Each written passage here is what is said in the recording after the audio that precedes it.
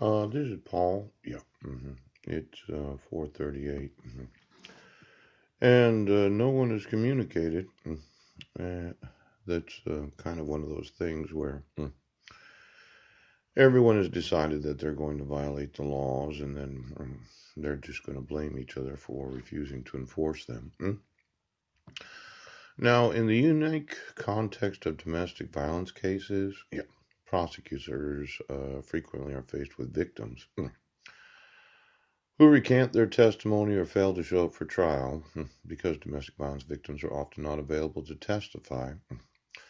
Out of court statements that meet hearsay exceptions constitute a significant form of proof prosecutors seek to use in admitting evidence that a crime was committed. The goal is to have evidence based prosecutions. Yeah. Mhm. That's the goal.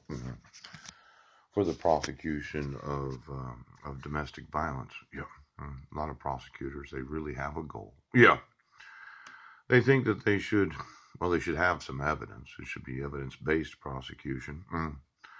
But of course, when you have the evidence that the individual wasn't there, and then you have the evidence that the victim, yeah, couldn't be there. Yes. Because, oops, look at this. Got one of these little things right here. Look at that right there. Look at this. If you just touch it, it makes one of these. Yeah, it's really something. Yeah. Now, the prosecuting attorney in Jefferson County. Yeah. hmm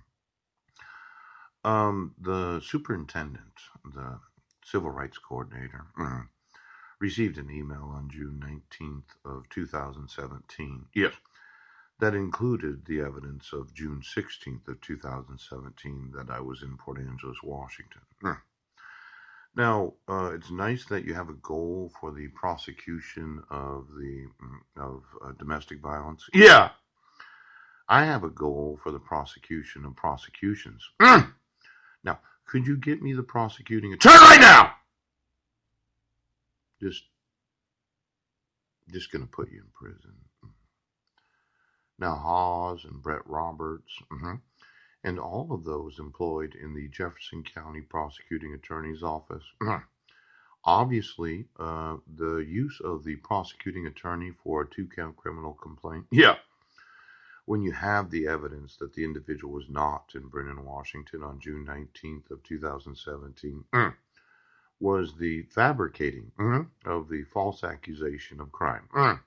Now, for every time we use a criminal complaint, yes, instead of contacting the police with the accusation of a crime.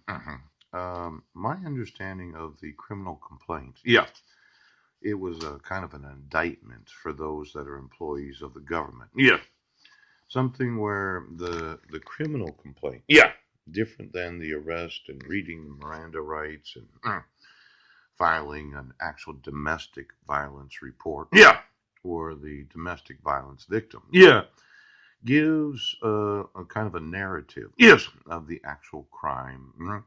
There's a special form that we have that should be utilized in each and every police department and sheriff's department. Yeah, where you get this phone call right now. You get a phone call.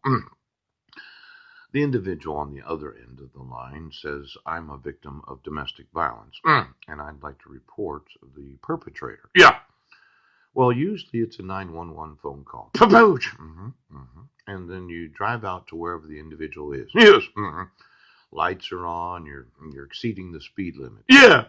You go out there and you ask the person, "Can you tell me what happened?" Yeah, yeah. And they say, "Well, my husband, yeah, was just here. Yes. And he said he was going to blow my face off right now." And then you write all of this down in a form, yeah, known as the domestic violence report.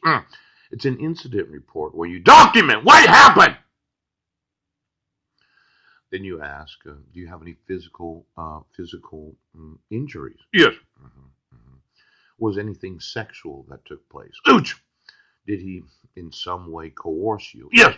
Into doing anything during this incident? Yes. That you, the victim, have knowledge of as violating you? Yes. Now, what we're using, yes, right now, is traffic citations. Yeah. And criminal complaints. Yeah. From the prosecuting attorney's office. Instead of a domestic violence incident report where there's an actual signature of the individual. Yeah. For every idiot cop right now!